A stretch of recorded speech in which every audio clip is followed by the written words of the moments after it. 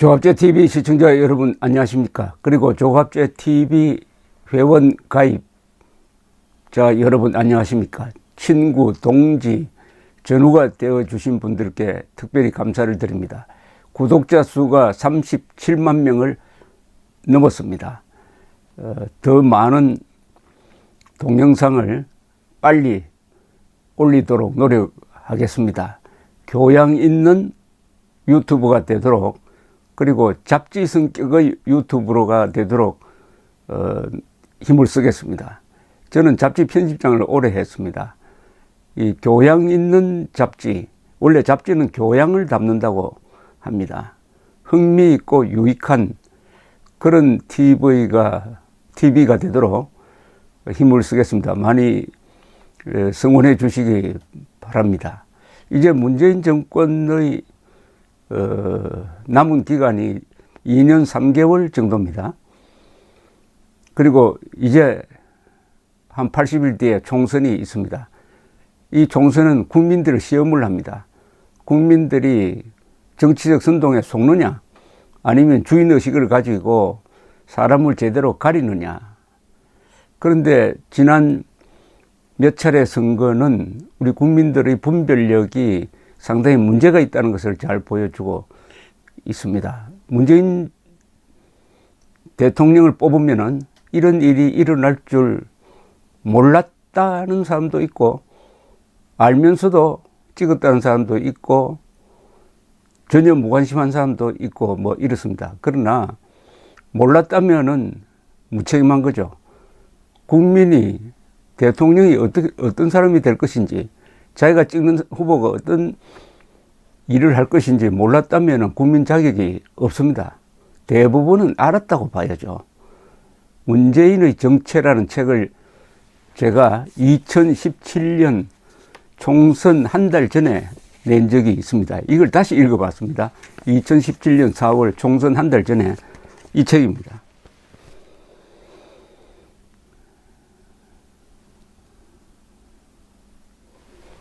이 책에서 걱정한 그대로 딱 됐습니다. 정확하게 예측했다기보다는 이미 당시에 문재인 씨에 의해 대하여 공개된 정보만 모아도 충분한 예측이 가능했다. 제가 특별히 머리가 좋은 것도 아니고 그런 것을 알 수가 있습니다. 이 책 제목은 이렇습니다. 문재인의 정체. 대한민국이 문재인에게 묻는다. 나라의 근본을 확 바꾸겠다는 사람의 위험성. 이 근본을 나라의 근본을 확 바꾸겠는 게 아니죠. 나라의 근본을 또 바꾸면 안 됩니다. 그런데 나라의 근본을 확 바꾸겠다고 했어요. 이 책 뒤에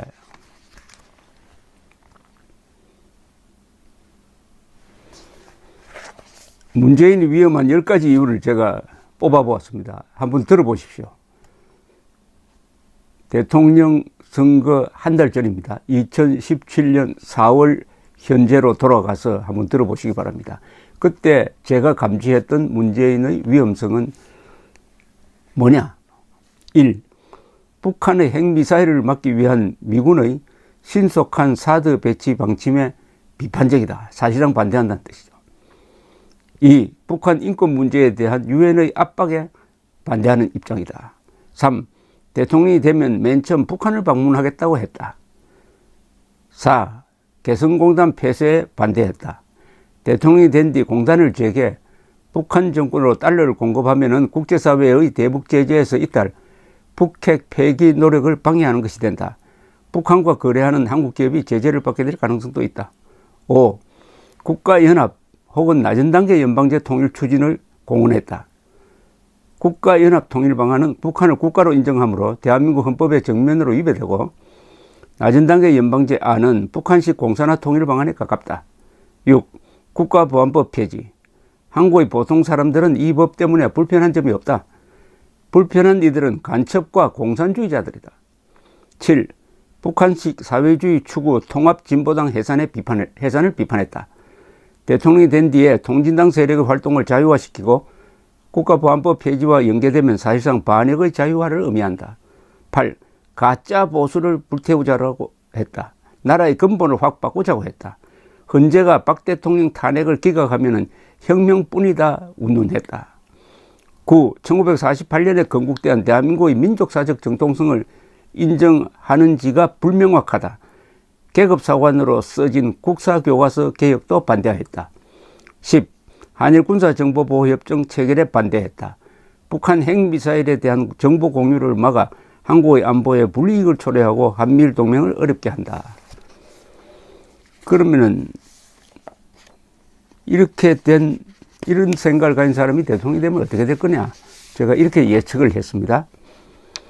이상의 항목을 종합하면은 북한 정권에는 이롭고 한국과 동맹국엔 불리하고 세계 평화에는 위협이 된다. 이는 자유와 법치를 핵심 가치로 하는 대한민국의 정체성과 국익, 국민의 생명, 재산, 자유를 지키는 것에 반한다. 문재인 씨가 대통령이 된 뒤에 이런 항목을 실천한다면 아래와 같은 위험성이 예견된다. 이렇게 제가 예언을 했습니다. 1. 방어 능력이 해체된 한국은 핵무장한 북한 정권의 인질이 될 것이다. 북한 정권은 문재인 정권을 통하여 애국 세력의 반북 활동을 억압하려 들지도 모른다. 김정은을 비판하는 자유가 제약될 것이고 북한 인권운동, 북한 해방운동도 어려워질 것이다. 헌법에 규정된 자유통일의 당위성이 도전받을 것이다. 2. 이승만, 박정희, 박근혜로 대표되는 대한민국 주류 세력의 흔적을 지우려 할 것이다. 부관 참시형 친일 사냥을 전개하여 주로 대한민국 발전의 공로자들을 욕보이려 할지 모른다. 3. 대기업 적대시 정책으로 본사를 해외로 옮기는 회사가 늘어날 것이다. 부자와 전문직 등 돈과 두뇌가 해외로 빠져나갈지 모른다. 4. 친문 세력인 강성노조 등 좌익단체들의 발호로 법질서가 훼손될 것이다. 5. 문화, 예술, 교육계의 주도권을 잡은 좌파 세력이 국비 지원 하에서 반국가적, 반체제적, 반인륜적인 활동을 공공연하게 벌이게 될 것이다. 공무원들은 이들에게 우선적으로 국가 예산을 배정할 것이다. 6. 친문 좌파 세력이 이미 주도권을 잡은 사회, 문화, 노동, 교육 부분에 정치 권력까지 보탠다면 전체주의적 분위기가 확산되어 대한민국의 핵심 가치인 진실, 정의, 자유는 지켜지기 어렵다. 이는 헌법 수호 세력의 저항을 부를 것이다. 대세, 대한민국 세력과 반대한민국 세력, 즉 반대세의 충돌이 사회 불안으로 악화될 것이다. 한미일 동맹관계가 흔들리고 내부 질서가 무너지면 안보 및 치안 불안으로 경제가 나빠질 것이다. 계급투쟁론으로 무장한 반대한민국 세력이 이런 혼란을 이용하고 북한 정권을 끌어들이려 한다면 대한민국 세력은 국민저항권 행사를 선언하고 국군에 대하여 헌법 제5조에 의한 국가안보의 신성한 의무를 다할 것을 촉구할 것이다. 최악의 경우 한국은 좌익 혁명의 길이냐 국군 출동이냐의 기로에 설 것이다. 문재인의 대통령 당선은 내전적 구도를 품고 있는 판도라 상자를 열 것이다. 1936년 스페인 총선이 좌익 연합전선의 집권을 가져와 내전의 판도라 상자를 열었던 것과 흡사한 상황이다. 한국은 미래가 결정되지 않은 나라이다. 문재인 씨가 대통령이 되면 국가 정체성의 변조와 국가 진로의 변침이 동시에 일어날 가능성이 높다. 이게 문재인의 위험성이다. 2017년 4월. 여러분 어떻습니까? 너무나 정확하게 예언을 한 것 같습니다. 특히 국가 정체성의 변조와 국가 진로의 변침이 동시에 일어난다. 지금 그렇게 일어나고 있습니다. 국가 정체성은 자유민주적 기본질서입니다. 자유민주적 기본질서를 부정하고 있습니다. 이 정권이. 그러니까 이게 국가 정체성의 변조입니다. 동시에 국가 정통성을 부정합니다. 대한민국이 1948년 8월 15일에 건국된 사실을 부정할 뿐만 아니라 북한 노동당 정권을 대한민국보다 더 정통성이 있는 존재로 보는 것이 분명합니다.